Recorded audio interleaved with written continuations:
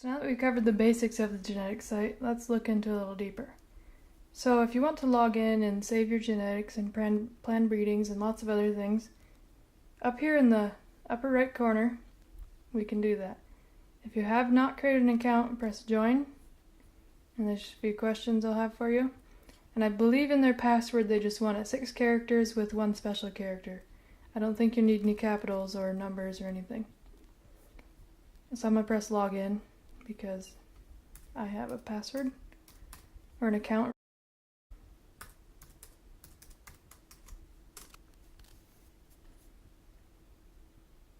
Okay, now that I'm logged in, you can see this tab over here. I had to go look up my password because I couldn't remember it. I never remember it.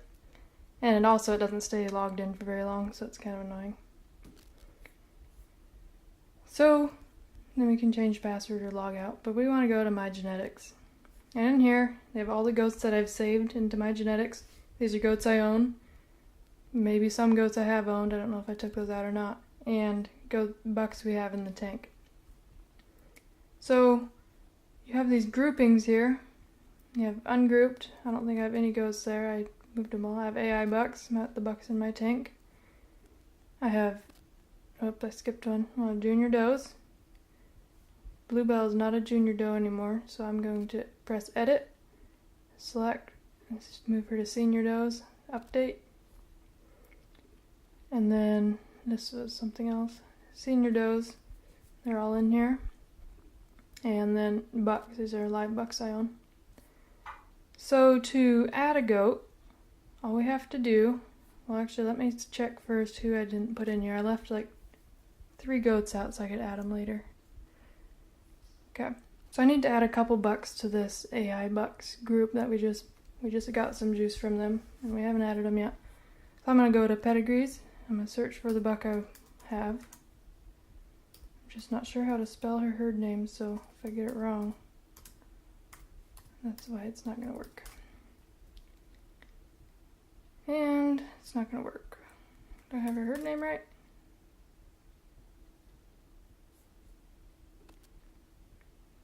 So we will just go through. Sometimes it can be tricky to find, so I'm going to just search name contains. There he is. Okay, so we'll cover that. There's a dash in the middle. We'll cover that in a little bit. But for now, I'm going to click on him and see right here. Since I'm logged in, I can press save to my genetics, and he's saved. Now I'm going to go, and I'm going to do again for another buck.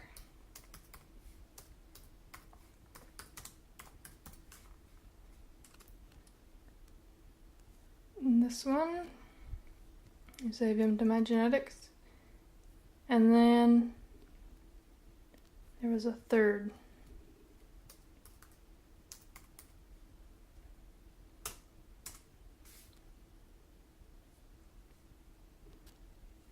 So we'll save him. Okay, now we'll go back to my genetics and we will change this grouping to ungrouped. And these 3 bucks are in here, so we're going to press edit. Move them to AI bucks, update.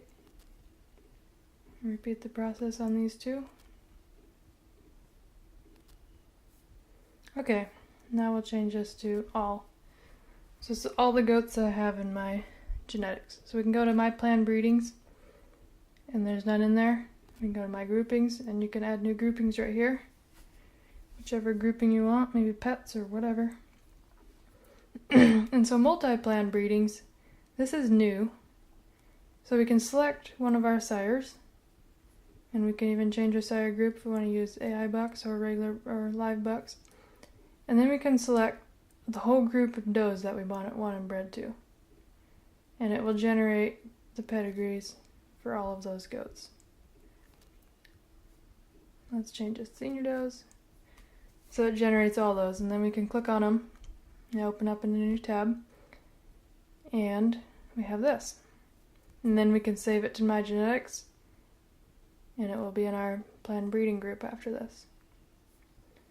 So let's go back over there, and now I have a planned breeding in my group. And this shows inbreeding percentages, ETA. So to get a planned breeding otherwise, if you don't want to go through the group thing, you would go planning, you'd type in the sire,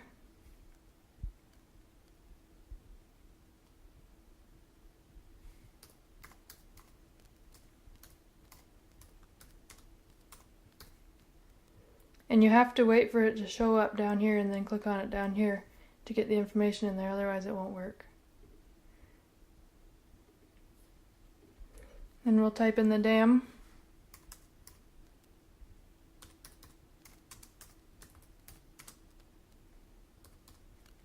Again, we have to wait for it to appear and then click on it, and then we press generate. So here's our planned breeding. You can save it to My Genetics. I'll save it to My Genetics. And then if you want to share this link, you have to press Format Page for Printing, just like on the normal pedigrees, and then copy and paste this link. If you just copy and paste this link, it will not work. It'll come to that pedigree planning page. It'll come like this if you copy and paste this link. So you have to press Format Page for Printing, and then copy and paste this link up here. So there's some of that. Another thing we can do is we can compare our bucks. You can select which group you want to use. You don't select it here, but I'm just showing you my groups. I have AI bucks, bucks. And then these are two specific bucks that I wanted to compare without all the other ones in the way. So we'll go to type, and you select bucks. And you can list by all these different things. And I'll cover this comparing bucks or using this type thing in another video. I just want to cover most of the My Genetics functions in this video. So for this one, we're going to do sire compare, and we can choose which buck group we want to use out of the goats in our My Genetics section. So to do this part, and to do everything that I've laid out in this video, except for planning breedings. You can plan breedings, you just can't save them. To do everything else, you have to have an account and log in. So I'm going to use my AI bucks, and the doe I'm breeding to, she really needs more rear udder height. So I'm going to change it to rear udder height, and then I think it's sorting by name right now. So I'm going to click on this, and it'll sort it by trait average among his daughters. And this is least to highest. If I click it again, it'll be highest to least. So I can look at, according to the appraisals of his daughters, what is the average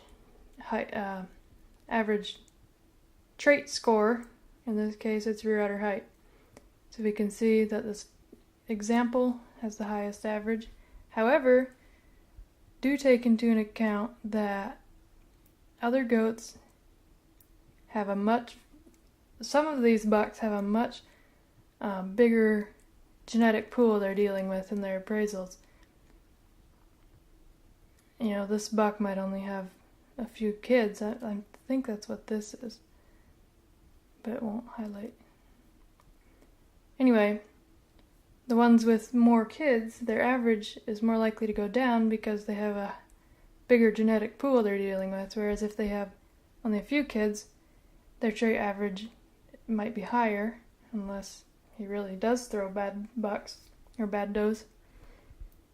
But you do have to take that into account when you're looking at these trait averages. There might be some poor ones, just because Freelance has had 122 appraisals across his daughters. You know, there might be some poor ones in there bringing this number down. It doesn't mean he doesn't throw high rear udder height. However, it is a very good indication when you're just trying to decide breedings. I'd also show you these terms, but again, I don't know what they mean, so we'll leave them there. This shows you his daughters are in several different states and in several different herds. So we can also sort it by, if we put this back to how it was, we can sort them by birth date, least to greatest. If you click it again, it'll go greatest to least, or most recent, whichever one you call it. You can sort it by how many appraisals they've had, or whatever. You can sort it by these numbers. There's a lot of things you can do here. I'll just put that back to normal.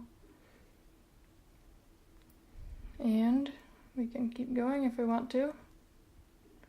Say I have doe that we need to work on teat placement with. Maybe it's the same doe. She needs rear outer height and teat placement.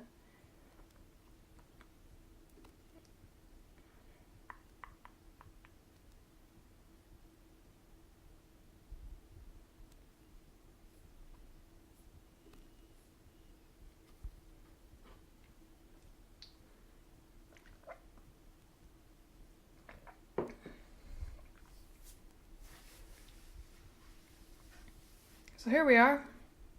Again, I have the highest score at the top, the lowest score at the bottom, but you can arrange it however you want. We can see that example is still a pretty good number. So maybe he is a good buck to use on this doe. But this doe also needs some fore-udder attachment, so we'll look at that. An example is still showing up. But again, do take into account that this goat has a lot more daughters of praise than this one does.